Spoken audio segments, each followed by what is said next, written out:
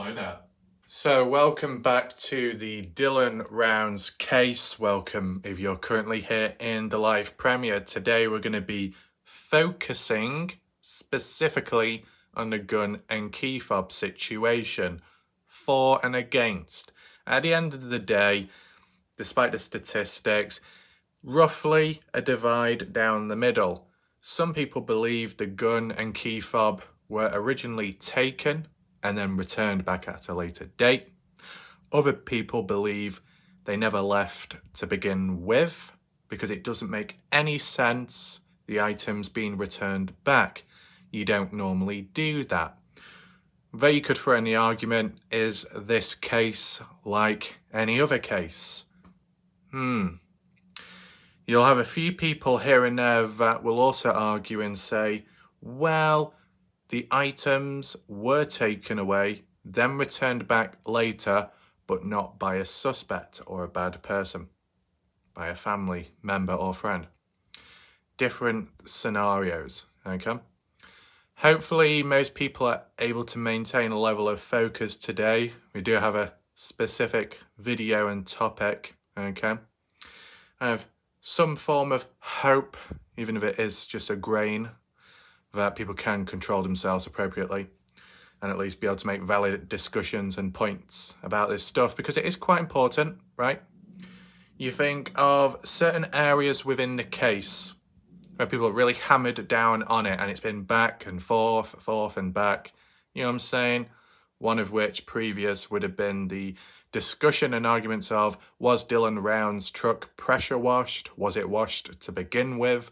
When was it washed? Who washed it? Etc. I think something like that is kind of on the same lines with the gun and key fob. Who took it? Who returned it? Did it even happen in the first place? Follows those questions, right? I think what one needs to ask themselves, and it can apply to anyone watching, it can apply to those watching in the background, lurking in the darkness. These little topics and debates and discussions which have dragged on far too long, to be fair. How significant are they within the case? Do they lead directly to Dylan Rounds being found, or somebody else being found as guilty, responsible for the outcome of Dylan? That's what you got to ask yourself. If there are certain areas within the case, a bit of evidence or supposed evidence, a vehicle, an object, a reference, an event, which doesn't really lead to, doesn't lead to a great outcome, doesn't lead to much success, then does it really matter how it goes, right? Or it's right, wrong. If it doesn't really link to Dylan Rounds, if it doesn't really link to finding Dylan, if it doesn't link to finding anybody else guilty, then does it really matter? Is it really necessary to go back, forth, over and over and over again? I wonder. When it has come to certain topics, or at least from my mindset, at least with time, maybe things which aren't as significant, but at least clearing them up along the way with this case, right? I said there's different roles. Some people search, some people spread the awareness online, whether being a content creator or not. Some people can do the cleanup job. Some can do like a hybrid, a mixture. Cleanup job, what does that actually do though? Clearing up things, debunking stuff. It just makes it easier for other people to understand. And down the line, if anyone else does come on in, there you go. Because although when it comes to missing people cases and also true crime related missing people cases, realistically, you don't want them to drag on. You want them to be resolved as soon as possible so then less people suffer, etc.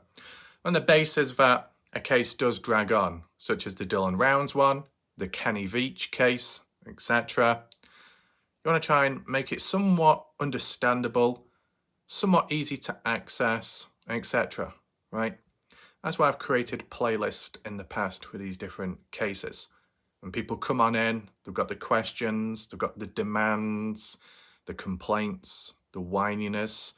Oh, where's this? Where's that? Prove this, prove that. Boom. 260 videos. There you go, bitch. You got them all in one go. All I have to do, go into studio mode, type it in, certain keyword, find the video, send it out. There you go. That's how you learn. That's how efficient it is there. Is it as efficient within the Dylan Rounds case?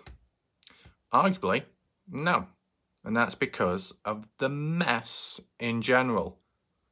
In a way, from all different sides. People inside of the case and those outside. There's a lack of coordination, cooperation, perception, awareness. Communication, in a sense, has broken down. Wording and language has broken down. It's been abysmal, okay? That's how it's been. It's always been rough. It's always been a rough ride from the beginning of this case. And although I joined late, it was rough, right? And maybe some of the mugshots demonstrate that as well. But I think you could say, you know, like how to say, a gangster's paradise. You can argue for sure that the Dylan Rounds case does bring in all the criminals or ex-criminals and people with mugshots from the past. You know, instead of where's Wally, it's where's the individual covering the case who doesn't have a mugshot? Anyone? Anyone? Oh, me. Oh, I guess I just got standards.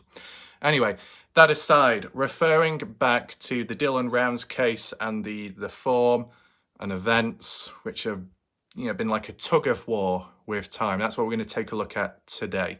We're looking at the gun and key fob situation. What people believe happened and what other people believed happened, which counters one another. Some people, of course, will be strongly opinionated, and others will be strong mindset driven by their knowledge, the sources where they've received information from. And while you can just rush on in like a bull, it's hold up, wait a minute, step back, and let's take a look at it piece by piece.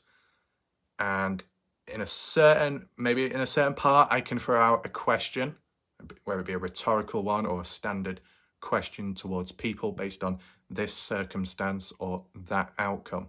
Okay, so feel free to sit back, listen. If you want to engage in the chat, feel free to do so.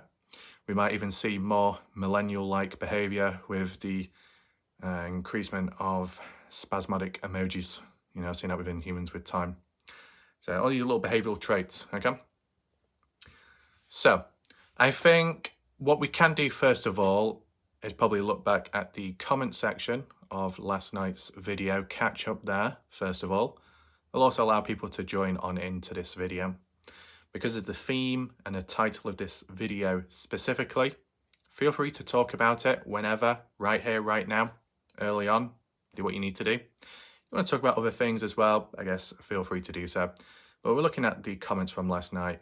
If there's any questions, they will be answered. If there's any key information, it will be acknowledged, and then we can go from there.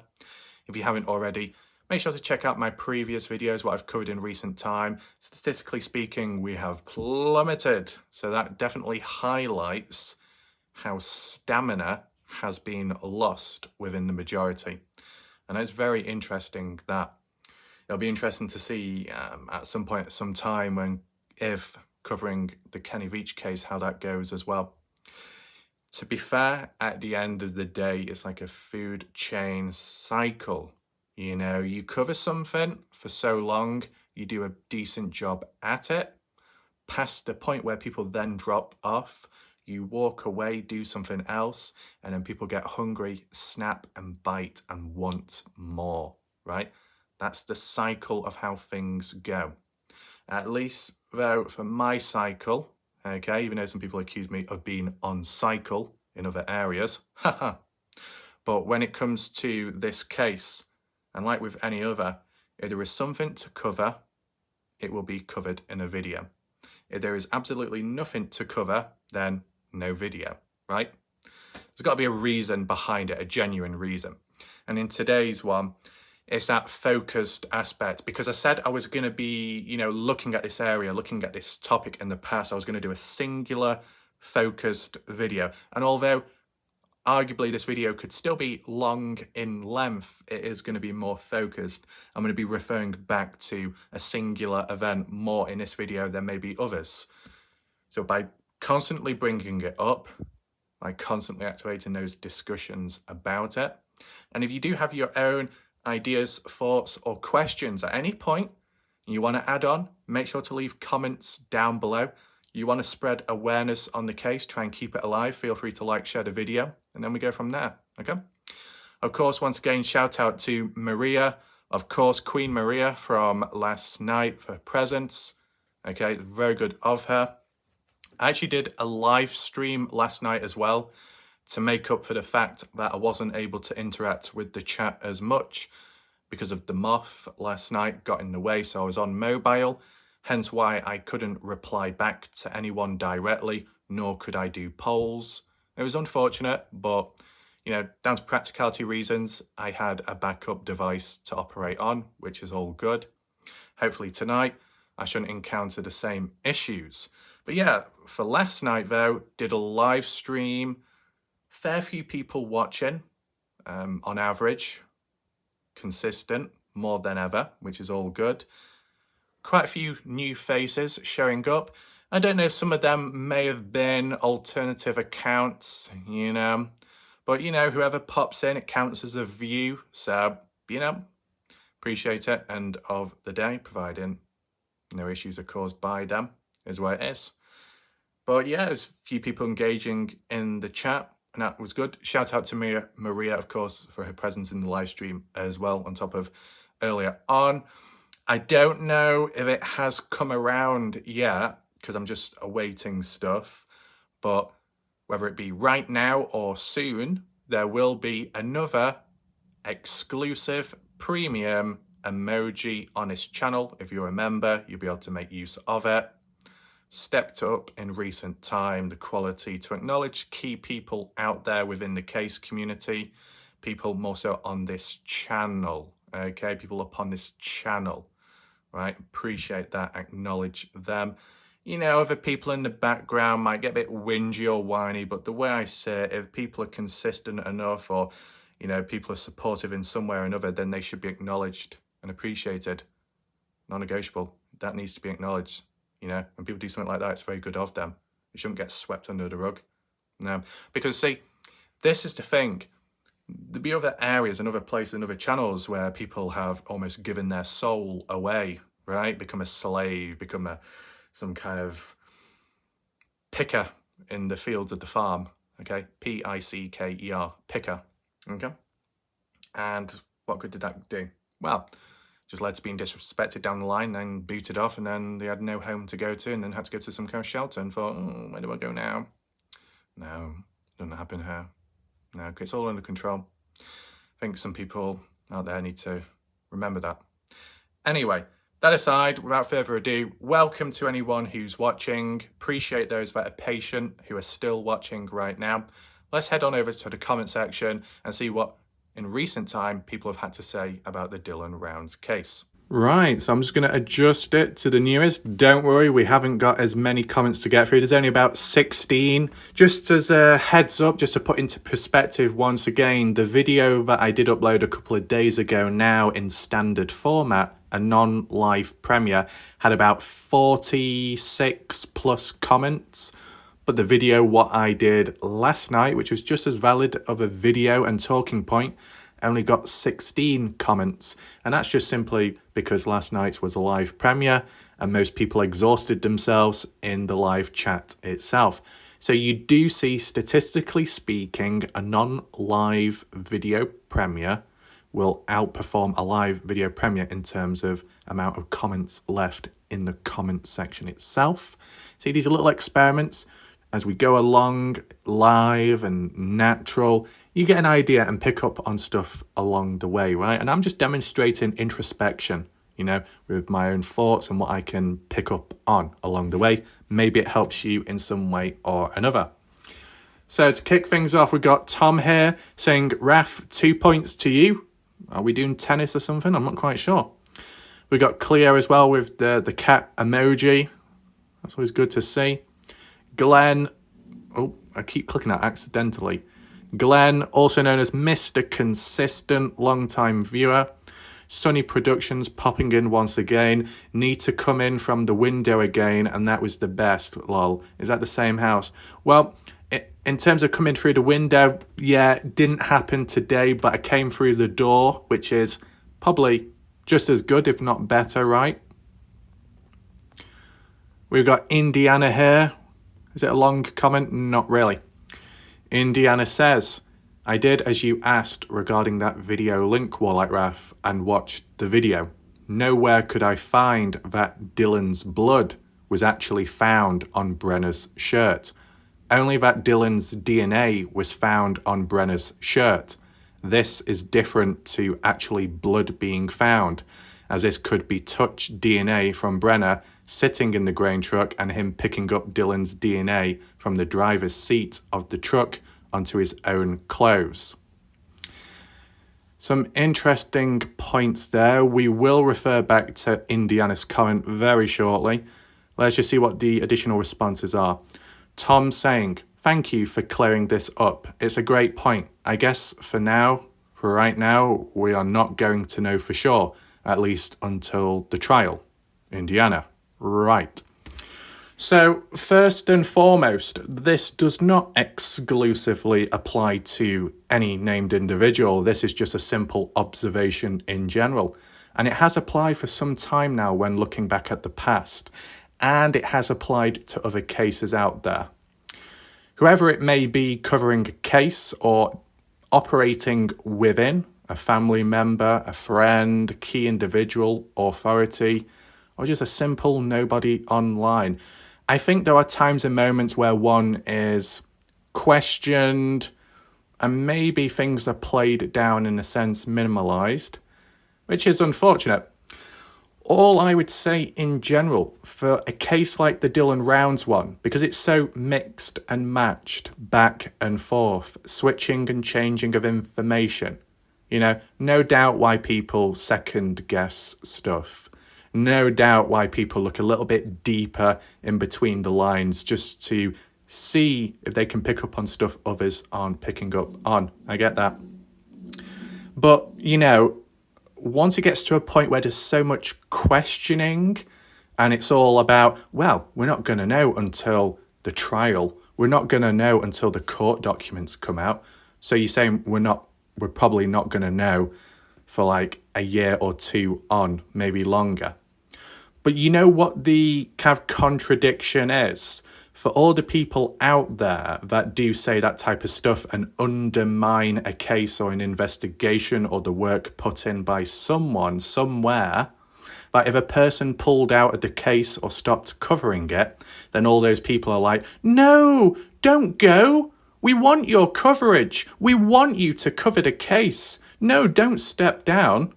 Well, if the supposed situation is we don't know anything about the case. We don't know what's the truth from, the false facts. We don't know what to believe in anymore. It's just a matter of waiting till court. Well, if that's really the case, then really there's no point covering this case anymore, right? If that's the mentality at the end of the day. With actions followed based off that, then those people that originally said what they said, they end up going back on their own words because then they're like, oh, no, don't walk away. Keep on covering it. So once again, that's just like an on-the-spot, clear, deep observation mentioned. I noticed that within the Kenny Veach case, right, in the past, applying it to my own experience in the Kenny Veach case, extensively covering it, the odd key contacts reaching out to me, one of the family members, pretty important, right? CCTV footage, phone call made, etc. to suggest and prove that Kenny Veach is alive. People still undermined it, okay? Despite all that effort, it can happen. You know what humans can be like. I do understand that as well. But the second I walk away from the case, because at that point there's nothing more to cover, all the people start scuttling around. Oh, when's your next video? When's your next video? It needs to come around. You need to do an update. You need to do it now. You need to return back to the case. Oh, well, I thought you said there was no case to be made about it in the first place. Based off the evidence presented, it wasn't good enough for you. But now you want me back. Yeah, sounds like a domestic situation, that, to be honest. Yeah, so I've got an idea of how things work and, when it comes to humans. Okay? Anyway, let's just focus back on here, the comment by Indiana, because in a way, Indiana makes a key point and I can provide a good example, but more of a contrasting one, like a reverse way of saying it, okay? So let's just read it back over once more and let me know in the chat if you agree with it or not. So upon looking at the court documents, the last ones what we looked at and which were presented to the general public, I think they might have been posted on Facebook at the time and some people covered it on YouTube regarding, you know, the Dylan's blood, but it wasn't specifically said the blood on Brenna's shirt was Dylan's, just that some form of DNA was found on the shirt of Brenna's which belonged to Dylan. So basically what Indiana is referring to here is kind of like the opposite situation with the boots that were found near the dirt mound, in which blood was found upon the boot, a droplet, blood belonging to Dylan Rounds. And on top of that, there was DNA applied to Brenna. Now, was that blood, that dried blood, whatever you call it, did that dried blood belong to Brenna? No, because it said it was belonging to Dylan. But what about the DNA upon the boot? Additional DNA was found, which belonged to Brenna. But that DNA, as described by Indiana here, touch DNA, in which Brenna picked up the boots and took them to the dirt mound. Okay? So in that situation, at that time, the blood belonged to Dylan. The DNA touch, prints, fingerprints belonged to Brenna. In this case here, though, the way Indiana has referred to it and internalized it is that the blood upon Brenna's shirt, sleeves, hands, arms didn't exactly belong to Dylan, but some form of touch DNA did, as it was worded in the document. Do you see how I clearly mentioned that? Perfect example there on the spot. So yeah, I can understand that. Was there anything else to highlight there? But Dylan's blood was actually found. Okay. Watch the video. Nowhere could I find that Dylan's blood. Nowhere on the blood was actually found on Brenna's shirt. Only about DNA. Okay. Right. This is different to actually blood being found, as this could be touch DNA from Brenna. Right, so I'm just trying to understand the way you've worded this here. Are you saying that there's absolutely no blood on Brenna, there's no blood upon Brenna or his shirt at the time? Are you completely ignoring that or not? Nowhere could I find that Dylan's blood was actually found on Brenna's shirt, but it was worded as blood was on Brenna at the time. Only that Dylan's DNA was found upon the shirt, which is different to the blood. Right. Okay, so you're saying that the way it was worded vaguely, Dylan's DNA, as mentioned in the document, was found on Brenna's shirt. This is different to actually blood being found. So you're basically saying that DNA of Dylan is different to blood. You're saying that DNA is not blood. Well, let's just look at a brief definition of it right now. So just typed it in, is DNA blood? Can blood be DNA? It says DNA is contained in blood, semen, skin cells, tissue, organs, muscle, brain, cells, bone, teeth, hair, saliva, mucus, perspiration, fingernails, urine, feces, etc. Where can DNA evidence be found at a crime scene? DNA evidence can be collected from virtually anywhere. Okay. So once again, DNA, an umbrella term in which you can collect it in different ways possible, which does include blood. Blood is a form of DNA within blood. Okay. So it can still apply to the Brenna situation. It's just that how it was worded in the sentence, it kind of separated the two from one another. So it's understandable as to why Indiana, you know, infers it the way she has. So referring back to that time-lapse video, 7:27 a.m. timestamp on the 28th of May 2022 of Brenna in his own trailer with Dylan's phone. Brenna seen cleaning a firearm, a gun, not sure which one, but cleaning a gun, presumably sat down, with blood upon his shirt, blood upon his hands and sleeves, and at one point washing the blood off his hands as Justin Rounds described. Okay? DNA being found associated with Dylan Rounds upon Brenner's shirt, when at a later point police were able to get hold of that shirt. Not exactly a smart move by Brenner himself, right? Just by leaving it out and about or tucked in somewhere in the trailer. It would have made more sense to burn it or to bury it. So not exactly thinking smart there. Does make you question other areas of disposal. How can Brenner be so reckless and clumsy with the shirt situation, yet successful in concealing Dylan Rounds' body wherever that is? It makes you think, right? It's kind of pick and choose as for how you go about certain stuff. But yeah, regarding Brenner, Candice Cooley, Justin Rounds saw the video. Only 27 seconds long. Could have been longer, but that's just what was presented to them by the police, okay? They themselves, I guess in some way or another, worded it, when you look back at the interviews, that blood upon him, that belonging to Dylan, or likely Dylan, how they've worded it, okay? Did a family themselves know 100%? Well, they weren't there at the time to see that blood or to have a close-up of it. But I think at a point in time, common sense is needed, okay? And we'll get into that in a second. You know, people that don't trust the police, people that don't trust what Candice Cooley says, Justin Rounds virtually said the same thing regarding describing what one saw within the video, that Brenner did have blood on him, okay? The other thing what you got to look into is who was worse for wear, okay? And we'll return to that shortly, but just take that into mind, that line, who was worse for wear on the day and the following days afterwards, because it could help explain stuff. So, being involved in a scuffle, a fight, an altercation, conflict, such as with Brenner and Dylan, you would think Brenner has Dylan's phone, got a hold of it some way or another.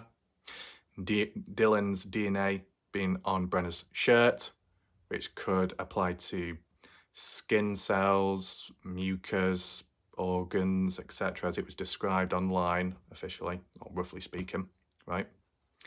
Some kind of scuffle, conflict, fight. Very physical, or more of an ambush?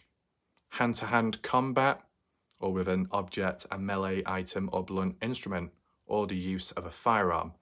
Something, though, to cause blood to appear on Brenner's shirt, which we saw, well, not we saw, but what we've heard of officially afterwards. How did Brenner get so much blood on his shirt when the surrounding area, not much blood was found or talked about openly, publicly, right? Maybe besides the odd exception, the hole within the grain shed property, which that was more to do with bodily fluids in that sense, which could involve maybe vomit and some other stuff out there, not exactly blood. So why would Brenner have a fair bit of blood on him and nobody else? You need to ask yourself that, right? Was the blood ultimately fresh or dry? You'd expect it to be fresh. The fact that Justin recalled after watching it saying that Brenner went to the sink to clean his hands, wash the blood off, would have been somewhat fresh to be able to wash that blood off fairly easily. I know sometimes blood can stain, it can get a bit messy if you leave it a bit too long. I get that, but it all seems fresh, how it's been worded, described, the actions by Brenner, and you'd expect that with it happening within a 30-minute time frame, roughly speaking. So, if we want to go down the route like what Indiana has suggested, that even though DNA can involve blood, the way it was worded in that official document, you know, presented to the court, etc., is that you got blood on Brenner and then you got DNA from Dylan on Brenner. Still, you can make that argument and say that the blood on Brenner is to do with the DNA from Dylan, right? But because of how it was worded, punctuation, the sentencing and structuring, Indiana believes there are two separate things, just like the boot situation. Blood and then DNA touch, prints, fingerprints, skin cells, etc. But you got to use common sense and ask yourself, Within that 30-minute time frame period, if it was just Brenna and Dylan, why did Brenna have so much blood on him? What did Dylan look like then? That when on the 30th of May, when the family went on down, and Candice Cooley just in rounds spoke to James Brenner about what's going on, where's Dylan, what's happened, that Brenner was quite cool, calm and collective, and there was no reports or talks or observations made about Brenner looking worse for wear, like he's been in a fight. No talk about him having any bruises or cuts, any scars, any injuries, nothing like that.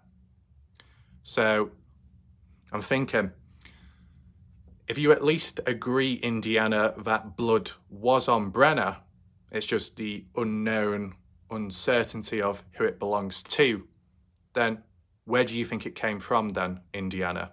Whose blood do you think it really is? Do you think the blood on Brenner's shirt is Brenner's own blood? Let me know your thoughts. Or you think it's somebody else out there? As I said, based off how Brenner appeared round about the time, there was no reports of Brenner appearing to look like he was in distress or in pain or worse for wear. He seemed normal, the way he was behaving, cool, calm. So, yeah. And if Brenner was injured or hurt in some way, we've not heard any reports or details about it, even when he was taken in by police, even if he was questioned once or twice in the early days. Nothing mentioned there, nothing mentioned in the court documents about that part. You know, who else's blood could it possibly be, right? The only thing you could do is get a hold of Dylan at the time of when it happened and check, right? I mean, if at some point it was able to come out that you found Dylan, there was a clear bullet hole, ballistics report, all that noted, and you could put the argument across and further reinforce that likely, yeah, DNA of some sort was found from Dylan upon Brenner's shirt, but also the blood too belonging to Dylan as well, right? Candice Cooley, just in rounds, seemed to think that at least. Obviously, that's not good enough, I guess, and maybe it's emotionally driven, because if they see Brenner shortly after what supposedly happened, it's going to fuel them inside in some way. It's going to emit some kind of reaction, right? A raw feeling, especially seeing someone there at that time casually cleaning themselves down and a gun after what they've supposedly done. You know, it can trigger some people, and it will trigger those that will care about Dylan rounds at the time upon seeing it. But I just think it's like common sense, right? A one-on-one situation, one-on-one fight, let's say. You're saying that Dylan rounds fought back, which could have caused Brenner to get hurt, and that was the reason for the blood. But I said there was no reports of Brenner being injured or hurt in any way. No references made by Justin, Candice Cooley, Don Hatley. No reference or points there. So, where else could the blood come from? Is the blood from Kurt Wadsworth? Is the blood from Chase Venstra, Robert Aviles? Is the blood from a pig? Blood from an animal? You know, you start going off down a long pathway. I think I'm just going to stick with common sense for now, and we see what happens down the line, of course. But as said, maybe sometimes if you think too hard, you question too much, and then you're back to square one, and then it's like, well, where do we go from here? Not always a good position to be in. Anyway, that aside, let's continue on with the comments. So the next comment what we got by Tom saying, if we only knew the real reason that they tore the Lucin Pond apart. Right, are you talking about the second time round? Are you talking about January 2023 when they did it? They drained it, tore it apart, cut trees down, double checked it. Is that what you're referring to, Tom? So, my thoughts on the matter is, they wanted to double check it. Could they have triple checked it? Possibly. But I guess the reason why it's a little bit questionable or a little bit strange is the gap in between, right?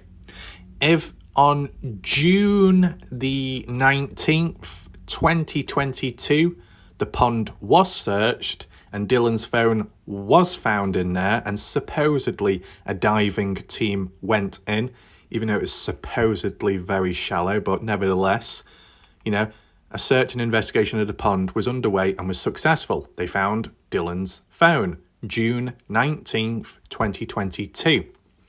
Fast forward to January 2023, the pond checked again. That is a big gap in between the two, right?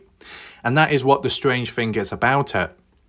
Did any more additional searches take place at the pond between June 19th, 2022 up to January of 2023? I wonder. I guess the one thing you do have to acknowledge is for a couple of months you did have winter time, the season, so that did stop and delay things. If the initial second or third search of the pond was delayed because of that, I can understand why it took so long. But was there any additional thoughts that maybe something else could have been found at the pond and that's what led to those searches taking place? I wonder. But it seemed to be above board the way it was conducted and the people that were present there participating in it. So I don't think anything dodgy of that sort, but what was going through their mind to convince them it needed checking, and it needed checking thoroughly? Because the first or second time round, roughly speaking, trees weren't chopped down. But the final time it was checked, well, the last known time I've heard of it was checked in January 2023, trees were chopped down and things were turned up, and it looked like a bit of a mess, to be honest. Was it necessary? Was it that necessary? It does make you think, right? Why so much effort put into it so late on when why was it not done at the start, chopping the trees down, getting the equipment in? If it was somewhat successful at the start, then why was additional equipment needed at a later date when it was already searched and things were already found from there? What else did they expect to find at that spot? Did they think that by digging it up that they could find something buried underneath? But then again, if you're going to bury someone in the ground, you tend to do it when there's no water present at that moment, right? Just so it's more practical and easier to do. Think like the wash, for example. Like the washes in the area, water can pass on through. Sometimes it can overflow, sometimes it can flood, but it's not consistent with the water flow, is it? It does dry up with time.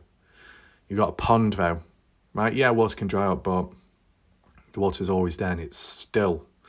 When it comes to loosened pond though, you've got that pipe where water comes out, so you call it a constant flow or so, but it doesn't overflow though. There must be some kind of drainage somewhere. Said we saw the pipe sticking out on the west side. West side! Anyway, let's move on. We got June saying, I don't know what you call a place that crushes cars. Scrap yard, in American dodgy slang, a chop shop. But here we call it a scrap yard, okay? June says, Brenner knew someone who worked there, then someone don't know who blocked the road to it. I remember asking Ty about it. Can't remember his answer, but all evidence would be gone. Right. June, if you're present, feel free to leave a comment down below. I assume what you're referring to when you talk about a place that crushes cars, well, there is a chop shop scrap yard, which is past Dylan's farm. I think you would say it's east, or kind of like southeast in that direction, past Dylan's farm. I have done a couple of videos on that area in the past. Hopefully you can see them, June, and see if we're talking about the same thing. But you're saying that supposedly Brenner knew someone who worked at that place, and that then someone, don't know, blocked the road to it. You're saying that the route to that chop shop was blocked on the day Dylan went missing, or later? When exactly? Feel free to fill in the blanks. Interesting stuff mentioned here, though. It just depends the timing, of course, because when looking at that chop shop on the maps, it did relocate between, I think, 2019 and 2022, roughly speaking.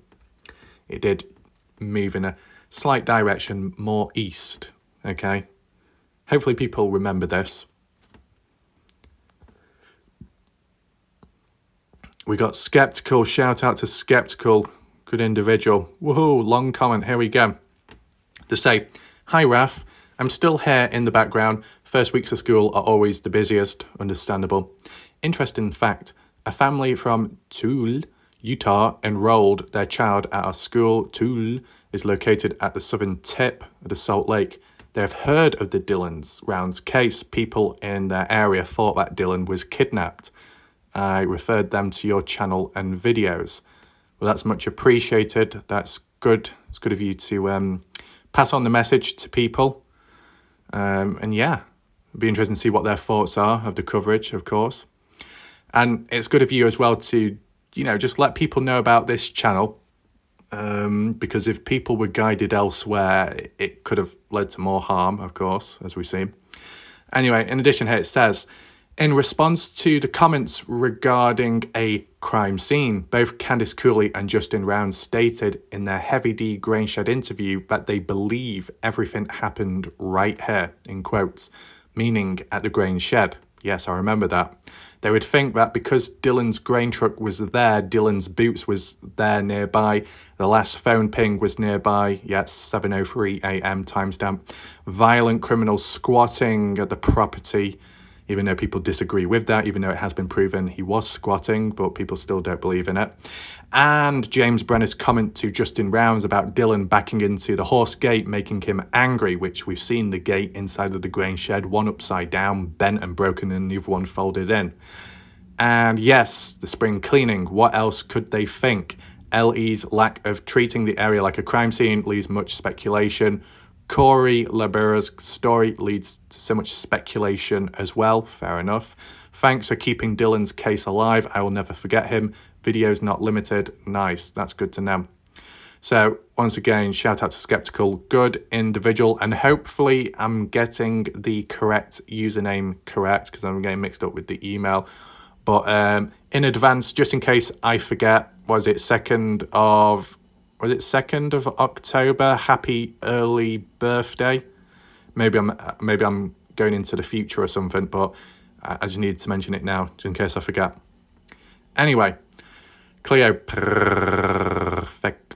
Okay, with the new exclusive emoji Mortal Kombat style, high quality and high definition when I look at it on screen right here. I'm quite impressed by my design of it. But it is to acknowledge and highlight ZX0, a viewer on this channel who has, been a very good individual with their presence, of course, acknowledged on here. Skeptical here also says, I don't believe Dylan was chopped up. Those responsible for Dylan's death, enter any named lazy drunk, angry local here, do not strike me as desecration monsters. The yellow item next to the vacuum cleaner looks more like the body of a chainsaw with the blade missing. Thanks for the analysis. Okay, you're welcome. Yeah, so there's a bit of back and forth with what was what in identifying it, but there seems to be some level of consistency that a chainsaw was once present there, that certain elements of the chainsaw remain, but where's the other parts? Where have the other parts gone of the chainsaw? Was some of that bagged up during spring cleaning? I wonder. Makes you think. And we got Jacqueline. I'm on the fence as to whether Dylan was chopped up. I don't think Brenner would have time on his side. Fair enough. It can be time consuming. If Brenner is a lazy individual, is he going to sit there and start chopping things up? Probably not. Could he find other ways of doing it in a lazy way? Possibly, but still time consuming. It probably is easier just simply bagging somebody up, putting them on the back seat, driving somewhere, and then chucking them out. And that's it. At least up to now, though, one thing we can all agree on, that whatever Brenner did to Dylan, it was done successfully. Hence why Dylan has not been found yet. But anyway, with that all out the way and catching up on the comments, some good key comments here, it's now time to move on to the main part of this video, and that's to do with the gun and key fob. Was it returned? Was it taken to begin with? So first and foremost, what I do want to do is throw an unexpected question towards you, and I'd like you to answer down below, or at least make a mental note of it within your own mind, more so your conscious mind right here, right now. And that's the fact that If, on the condition that the gun and key fob was taken by Brenner or another suspect out there, if on the condition that they were never returned back, supposedly speaking, would more people believe in that story, that someone did take them away? If they were never returned back, would it be more believable, that outcome? Right? Let me know down below. Because at least from what we've heard of, the way the story has been told by the likes of Candice Cooley and Justin Rounds, that was present at the time, Justin Rounds, not one point did he show any resistance or counter what Candice Cooley said, nor did he in his own post or show any frustrations elsewhere. So, publicly speaking, he's not really stood up. And people could be like, why should he have to stand up if he's in sync or in agreement with Candice Cooley? Well, there are other people out there, viewers, third-party people, that say they've had sources from certain ones out there, including Justin, that there's a different story to the whole event, which we'll briefly get into later today. What I want to just touch upon, first of all, is the original story, roughly speaking, that a key fob, which belongs to Dylan's vehicle, okay, to get around, that Dylan's own personal firearm, which is normally supposedly stored in his own truck and left there, in which his own truck is normally left unlocked, which seems a little bit irresponsible, okay? Get the idea, you're in the desert, in the middle of nowhere, not many people present, you can just leave your truck unlocked. Is anyone going to steal it? Maybe not, for most part of it. But leaving a firearm unattended for seems a little bit reckless, at least. Someone can steal a vehicle, you've lost it.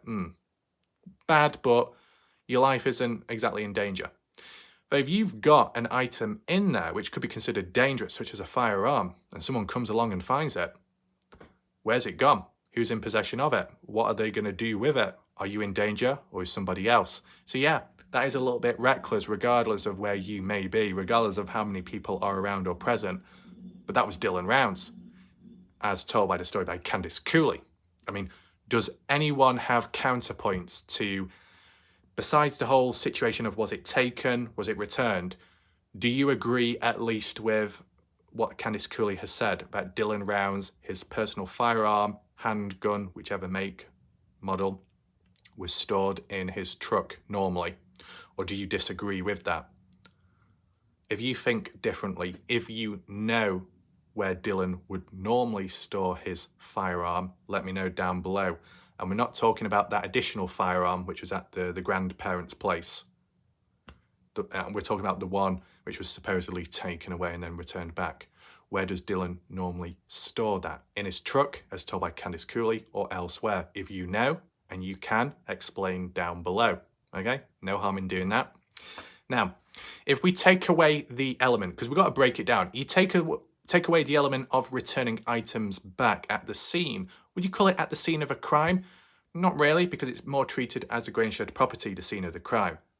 But you are returning back to the victim's farm, the place of it, where they reside, not reside from, but where they operate on when it comes to farming related stuff.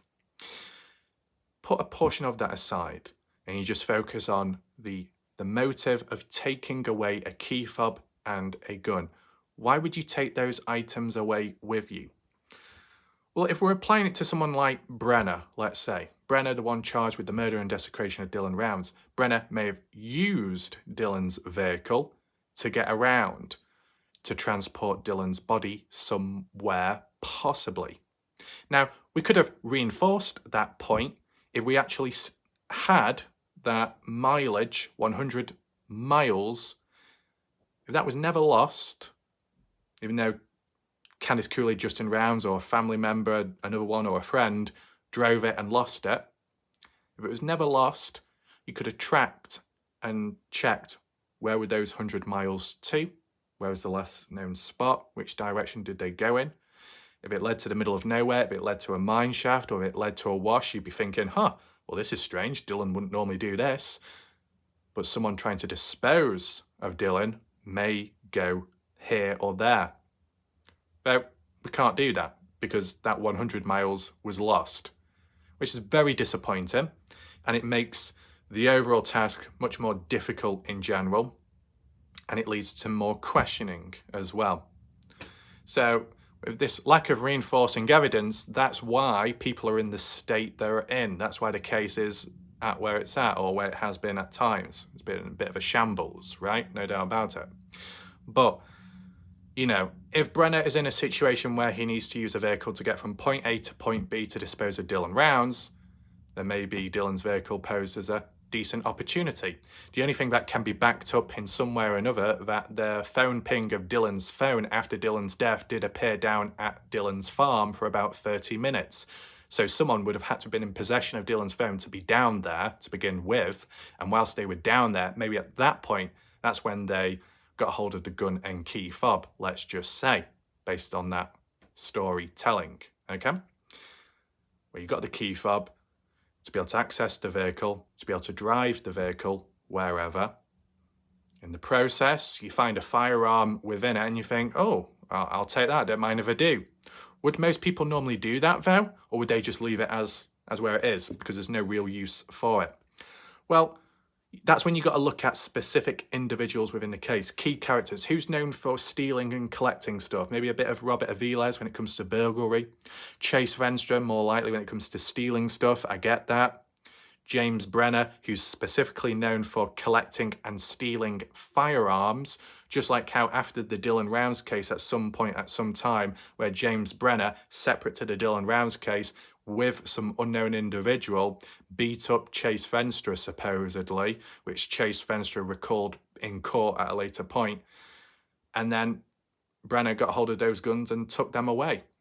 So people like that who's got a history of stealing, and more so specifically stealing firearms, and that Brenner supposedly likes firearms and has a collection of them, makes you think, right? Now, I know some people were suggesting at some point saying, you know, could Brenner have passed on some kind of firearm to Don Hatley after, when it came to, oh, can you keep tabs? Can you hold these firearms? Because, you know, I can't be in possession of them because I'll get in trouble. Could that have been of Dylan's? No, because it doesn't tie in with the same timeline. But it could possibly have been one of the firearms used to take out Dylan. That's what one of the theories was in the kind of earlier days, right? Does it still apply now? I don't know. Let me know your thoughts down below. But let's just say Brenner was driving the vehicle, in possession of the key fob to be able to operate the vehicle, in the process of possibly disposing of Dylan, just happens to come across the firearm in the glove box, the well, the door well, wherever within the vehicle. And he thinks, oh, I think I'll take that as like a trophy, or take it because he likes it. He can have it, he can own it, because who's going to stop him? Not Dylan. Dylan's no longer around. Okay.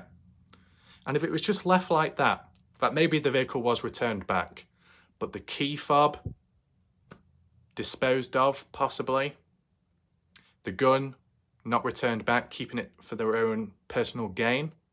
If it ended like that, the story, people are probably more likely to believe in it, wouldn't they? But the fact that whoever, you know, returned those items back at a slightly later date, onwards past the 28th, so it would coincide with the, just get it correct, 1st and 2nd of June, which would have been, I think, a Wednesday and a Thursday. Correct me if I'm wrong. Yeah, that's where it gets a little bit weird, and I can understand why people start questioning and doubting stuff.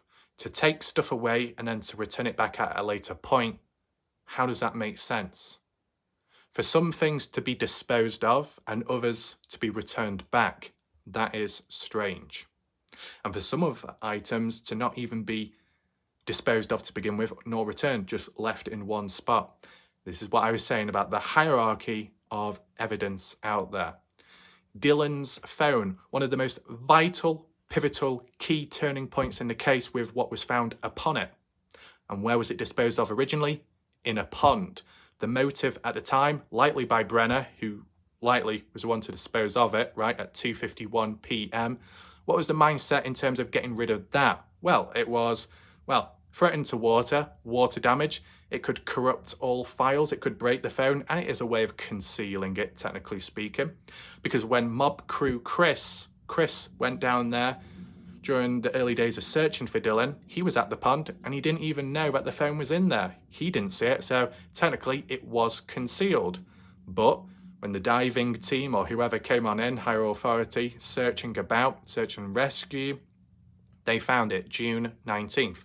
So technically speaking, it wasn't exactly disposed of successfully because it was retrieved, and through a deep dive, incriminating footage was found upon it, and that was one of the catalysts in terms of Brenner being charged. Okay? But then you got the likes of Dylan's wallet. Nowhere to be seen, not been found. Why is that? Could it be because it's upon Dylan, in his pocket somewhere? And if you find the wallet, you find Dylan. If you find Dylan, you find the wallet. Likely. What about Brenner's supposed chrome pistol, which has been described by Ty Corbin? Where's that at? Supposedly still missing. Well, if it's missing, was that the murder item? And that Brenner disposed of it because it was a key item in the case and it didn't want it linking back to him, possibly. At the time of the exchanging of firearms with other ones, unrelated to the case, but still passing them on as an attempt to Don Hatley. Maybe it could tie in why the chrome handgun was not in possession at the time and may have been disposed of roundabout. You know, shift on those other firearms, unrelated, just to reduce the suspicious nature. And the actual key item used, well, get rid of that somewhere. But still, if you believe that the key murder weapon is pretty important, right? And you want to make sure it's not found, then shouldn't you treat that with the same levels of importance, significance as to Dylan Round's phone, whether it be for the tracking reasons or if it be the data upon it? See, this is the thing. Is there a possibility, and feel free to answer this question down below, is there a possibility that Brenner would have disposed of the phone any differently besides the pond if Brenner knew about that time-lapse video upon Dylan's phone? If Brenner knew that he supposedly activated that video recording, would he have disposed of the phone any different to what he did initially do? You know, what's your thoughts on that?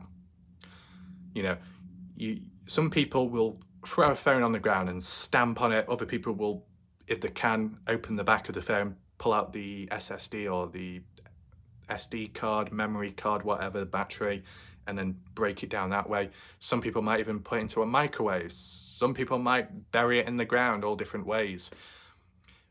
Possibly by burying it in the ground, as for ping-wise, it could still be traced, so it's pointless. But equally, what about the final ping near to the pond?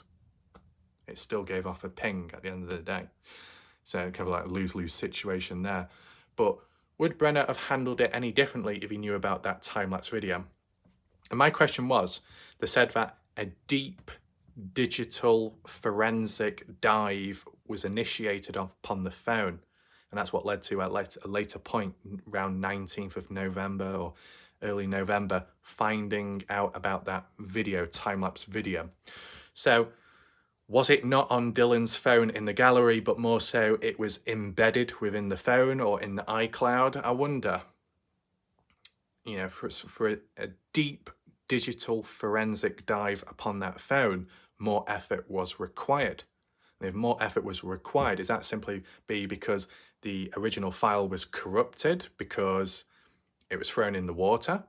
Or was it because Brenner actually deleted that video from the gallery and may or may not have deleted it from the recycling bin, but it was somehow retrieved elsewhere? I wonder, it wasn't really explained that. But I'm just going through these like key little items, right, which are quite important within the case and how they were dealt with and handled. Some things taken away, such as the phone, right?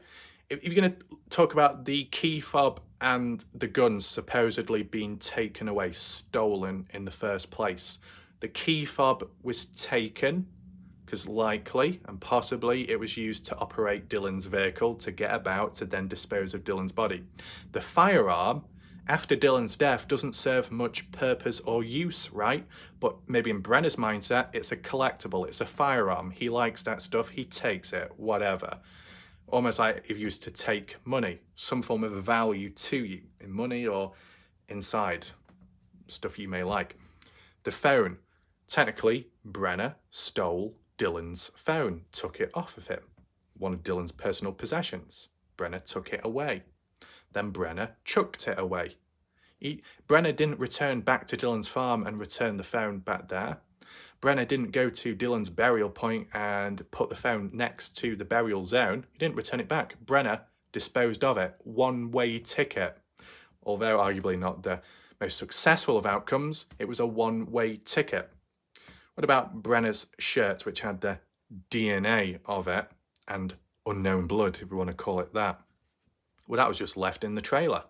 No effort was done at all. No effort whatsoever. So very sloppy there. That's why you see the inconsistencies. Puts effort into getting rid of that. No effort in terms of getting rid of this, but effort put into taking this and then returning it back later. It's a bit all over the place. It's hard to follow. It seems not so likely. And that's the thing, that's the key topic, the theme of people believe that the gun and key fob was never taken in the first place because they just feel that it seems so ridiculous to return it back after the crime has been committed, after people have gotten down there. What is the whole point of that? It makes no sense.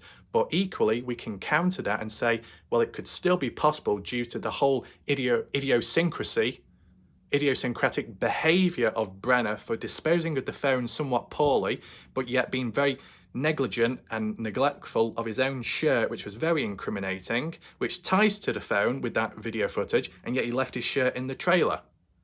Get the shirt, put it in a barrel, burn it, bury it, whatever. He didn't. So he disposed of one important piece of evidence, one possession, yet another, he didn't do anything about it. It varies, right?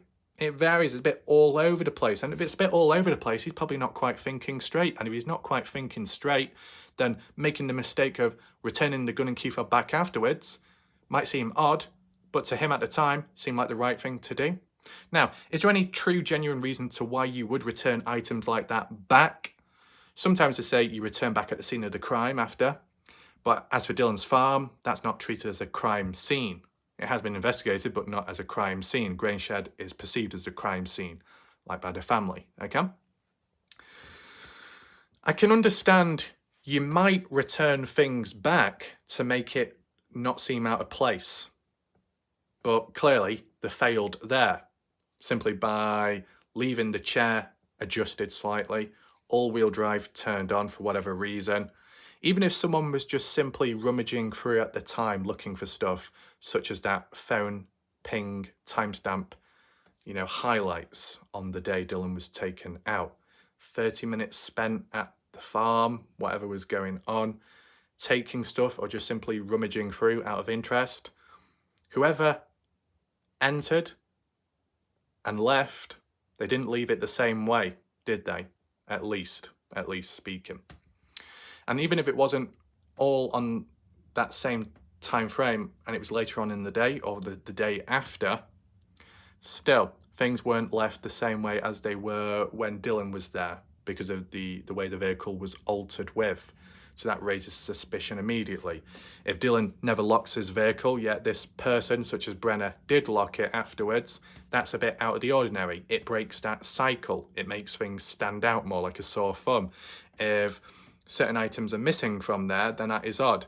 Because, the way I see it, if supposedly speaking that following through the 1st of June to the 2nd of June, the gun and key fob was returned back, supposedly speaking, and if the desecration, the disposing process took place days before that, on the 28th and maybe the 29th, then why was the key fob returned back days after that then? Because if it was done on the 28th or the 29th, likely Brenner, once successful with the disposing, let's just say, whether it was just him or somebody else, eventually driving back to Dylan's farm, parking it back up because that's how it was found by the family, right, when they got down there eventually on the 30th. So days or a day before family got down there, with the successful process of desecration. Brenner drives back to Dylan's farm, or someone does, let's say, parks the vehicle up, and then walks away, locks the vehicle, walks away with the key fob still in their hand. It's a bit silly, that. Wouldn't it have made more sense to leave the key fob there at the time once the vehicle was operated with? Once you finally return it back to where it belongs, leave the key fob inside of the truck or nearby or in the trailer, let's say. Wouldn't it have made more sense to do it then? Because if you're going to return something back, then you might as well return the key fob as well. Unless it's because, well, would Dylan Rounds be in possession of the key fob? I wonder, and how many key fobs are they? Is it a key fob with multiple keys to different vehicles? I wonder. Or is it, because I know it's to Dylan's personal pickup truck, but did it have multiple keys on it? I'm not quite sure. If it was perceived as, besides the fact that Dylan supposedly left his vehicle unlocked nearly at all times, did he also leave the key fob in the ignition key at all times as well? Let's just say that was the case, and simply what Brenner should have done, if it was him driving it, on the day of the 28th or the 29th, returning it back, parked it up at Dylan's place, left the key fob in the ignition without it being turned on, left it unlocked, made sure the seat was adjusted normal, no all-wheel drive turned on, and then left it like that. And in a way, it may have seemed less suspicious at first, right? But to how it was left, when the family came down, it stood out to them, so they knew something was wrong. So Brenner didn't do a good job there, at least, right? Now, I know some people could also just throw it in and say, do we even know if Brenner definitely drove the vehicle or somebody else? That's in question as well. But as I said, that's in its own right and its own discussion. I'm just basing it off kind of like the original story told and the reasoning and thoughts behind it and why someone would do this and why someone would do that. Shortly, we can get into the alternative points, okay? But yeah, key fob not returned back at the time of when returning the vehicle. Key fob returned back a day or two later, which is a bit odd. And then the day after, the gun being returned. So it's weird enough taking stuff away and then returning it back. But it's even more weirder how it's not all returned back on the same day, but it's done over a course of days. Does someone have a bad term memory? Someone have some kind of memory loss? Oh, I'll take it away. Oh, I forgot I didn't return it back. Oh, well, I'll return it back at another day. Oh, my short-term memory, I forgot to return the firearm back as well. I best do that now. Do you put the sudden argument across and say, oh, well, based off that supposed theory that Brenner has health issues and has dementia, some form of it, or Alzheimer's, that could tie in with how he returned items back at different days because he was very forgetful, short-term memory-wise? Is that argument going to be thrown about? I wonder. But yeah, I think roughly speaking, that's what the original story was told there. And it was a bit back and forth because even with the whole gun and key fob situation, the way it was told, that story, how it was returned, one followed by the other, but then it was the other way around. Then it was kind of worded as maybe it was not taken, or one of them wasn't taken, but the other one was. Yeah, it was a bit all over the place, and that was a mess in itself. So basically, it kind of like set people up for disaster anyway, and inevitable to why people would counter it down the line. Of course, as I said, there's two lots of people that disagree with that outcome. The ones that just believe that it seems unlikely and very silly and pointless as to why you'd return something like that back with their own common sense and thoughts there. And then there's the other set and group of people, smaller in size, sample size, where they know and they strongly believe it never happened because they've been told something else by other sources out there. So do we just jump onto the deep end with that? I guess we can. We can just work around it as we go along talking. So at least from one perspective, what I heard from, people can agree or not, leave your comments down below. When Corey Lieber, how you say the person's name, Lieber, whatever. When Corey popped in, Corey originated from Salty Pancakes channel, okay? The people that surround themselves and attach themselves to pancakes, well, the behavior tells the story itself, okay? People all group together for a reason because they relate in some way or another, so best take that into consideration. Corey at the time saying that she pledged no allegiance to anyone, she just went to that channel that community to spread a message, to share her thoughts, her research, and that was it. And eventually, through breakdown of communication and I guess disagreements, she detached, moved elsewhere, and then for a short period appeared on my channel. After a year of covering the case, she only came across my channel, only heard of my channel all of a sudden, which is kind of interesting in itself. But from what Corey said is that it was one of Dylan's friends or so, or it was the brothers, such as Colton. It was either Colton and a friend of Dylan's, or two of Dylan's brothers, or one of Dylan's brothers. Whichever way, I'm sure you'll understand what I'm getting at, roughly speaking. It was said by Corey that Colton, possibly Dylan's brother, a friend or so, two of them went down to Dylan's farm in the early days or so and found the firearm in Dylan's truck, or at least on Dylan's farm, took it away, presented it to the grandparents, and then were told to return it back another day. Hence why it was missing, and then it returned back afterwards. Okay. How does that explain the key fob though? Are you saying, Corey, that the key fob was also taken to alongside with the firearm?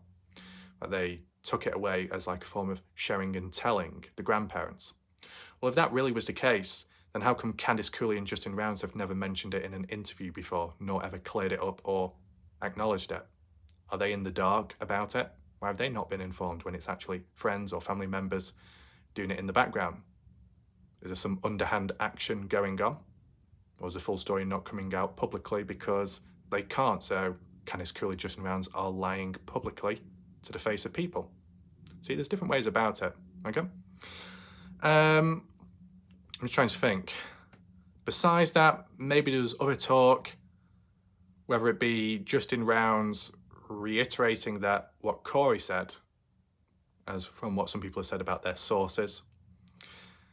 I said it's very rough and rugged, but the people that know will know, and if they want to fill in the gaps, they can explain more down below or comment section. As said, for anyone watching right now, for those watching in the background, for those that want to discredit or whinge and whine about me, the way I'm covering this from how the original story was told, and, you know, reasonings behind it, and then the against arguments from what other people think about it, and on top, what certain information has come about with sources they've reached out to or they've reached out to them.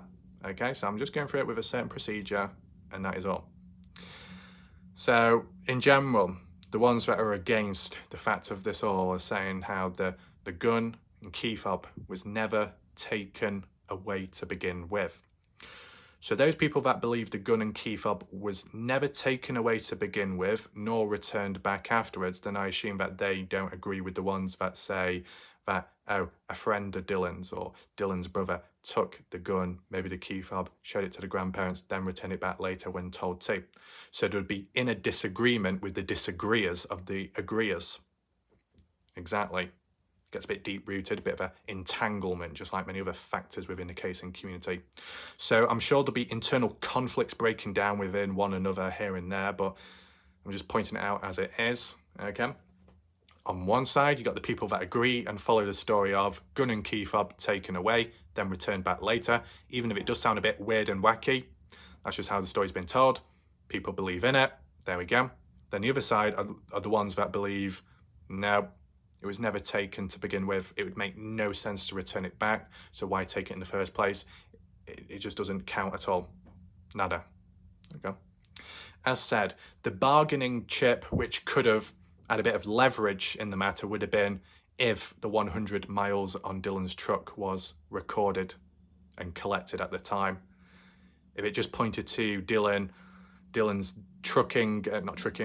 distance and mileage being in a certain direction where he would normally go, then it probably wouldn't seem suspicious.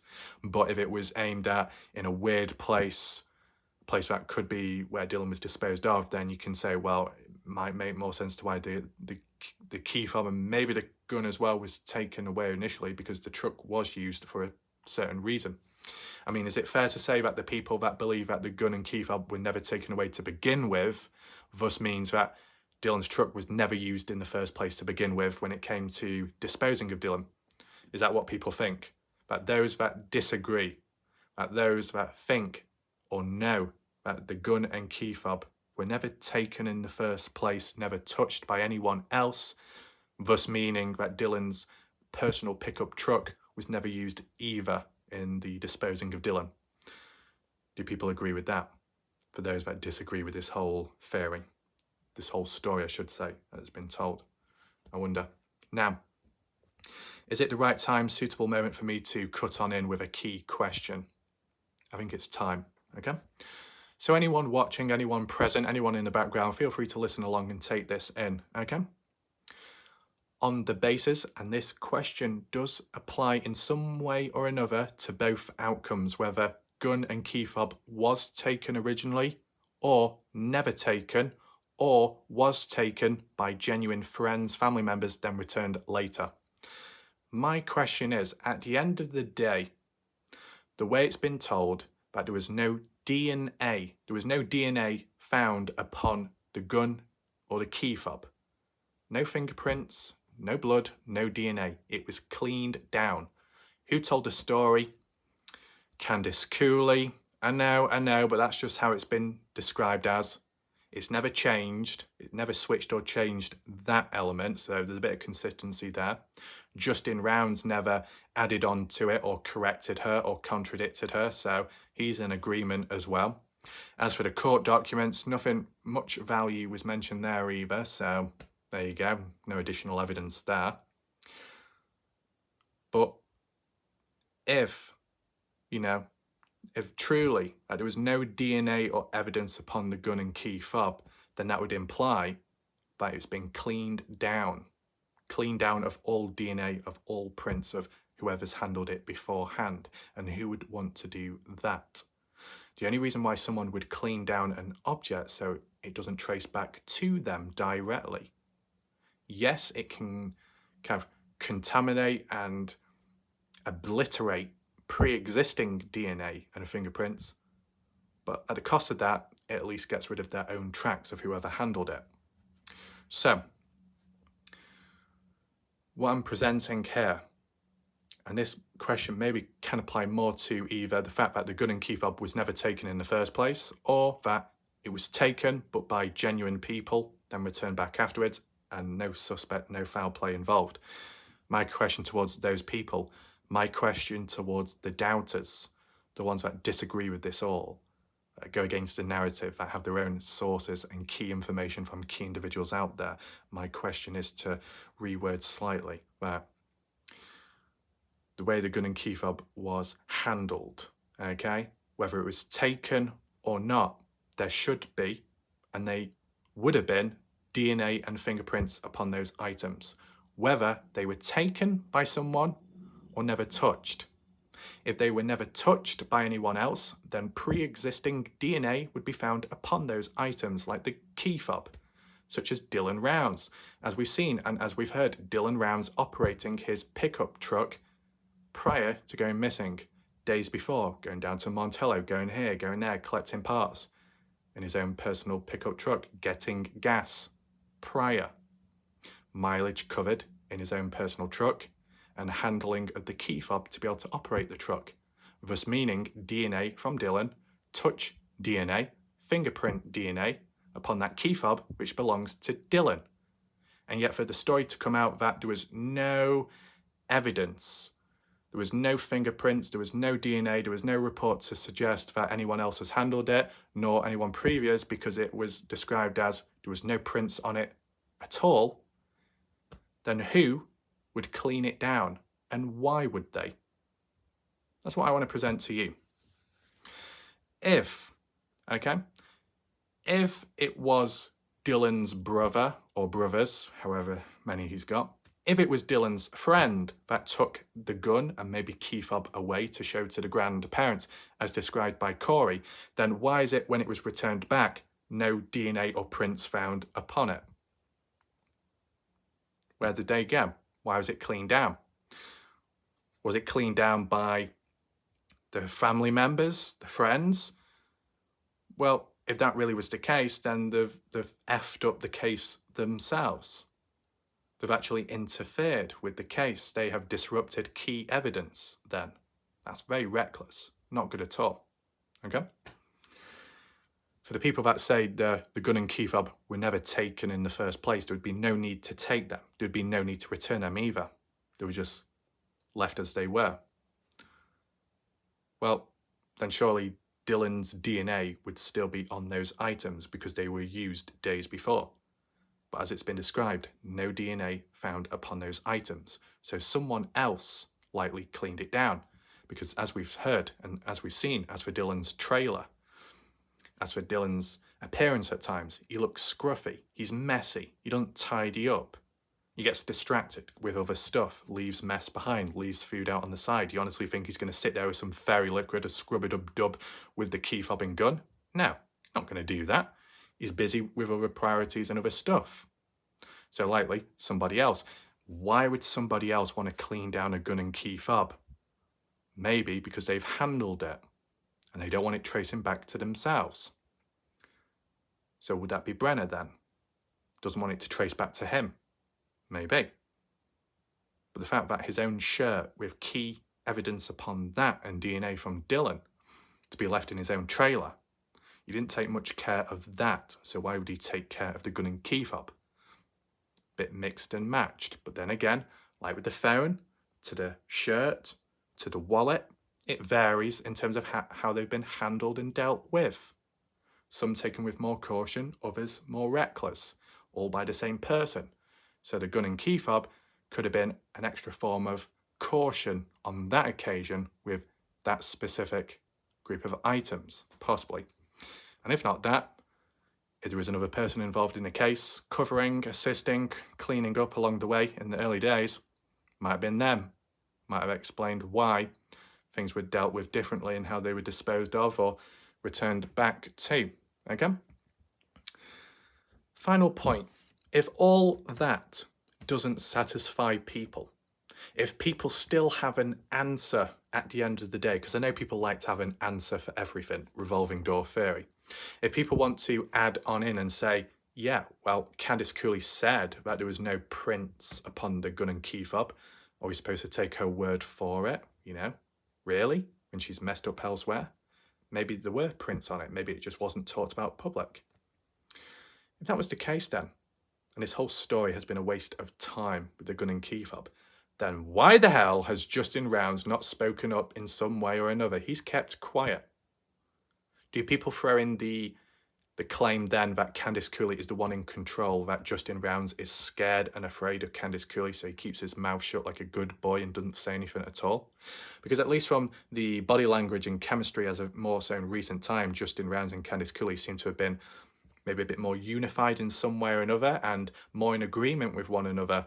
Or are people going to put in the counterpoint and say that Justin Rounds psychologically, mentally is weaker and under Candice Cooley's control? Is that going to be the next conspiracy?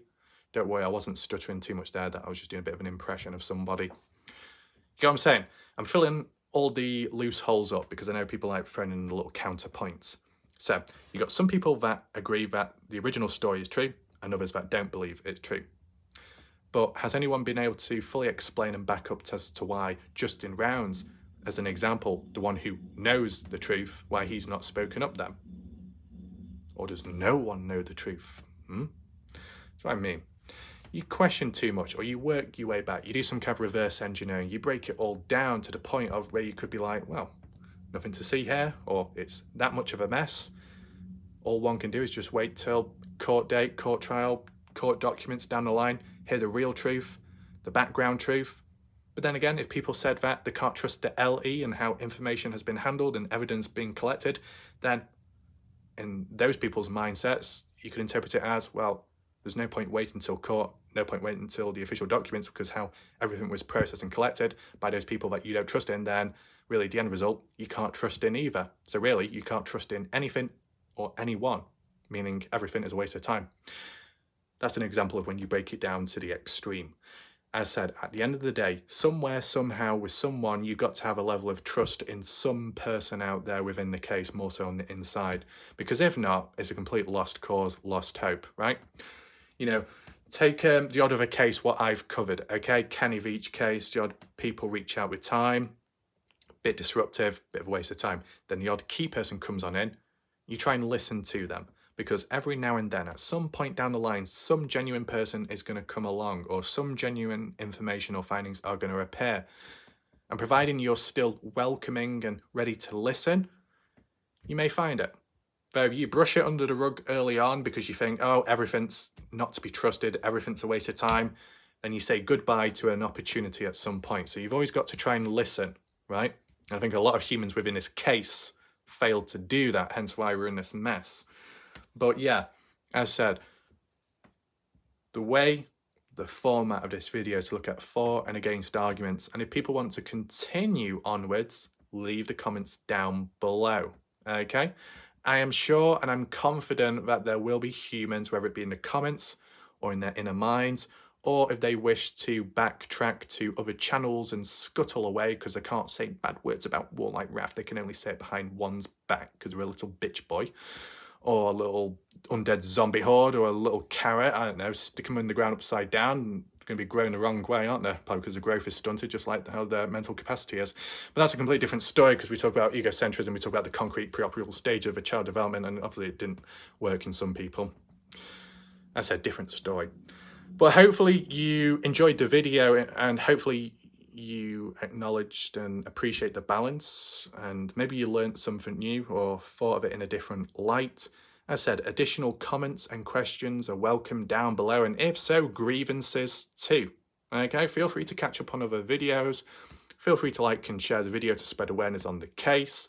Feel free to check the links down below in the pinned comment section and go from there.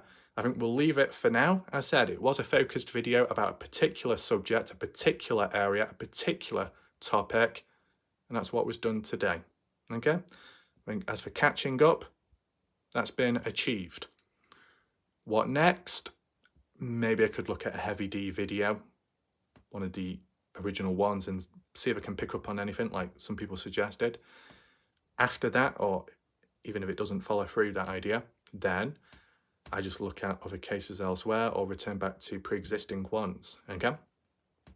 Whilst other humans out there may not have the background or the history or the experience with other stuff, and it's the first time for them, for me, you know, I've covered previous cases, so somewhat under control. And because other cases still are ongoing, there's always something to return back to when the right time is needed and necessary, okay? For now, thanks for watching. I'll see you next time. Goodbye and good night.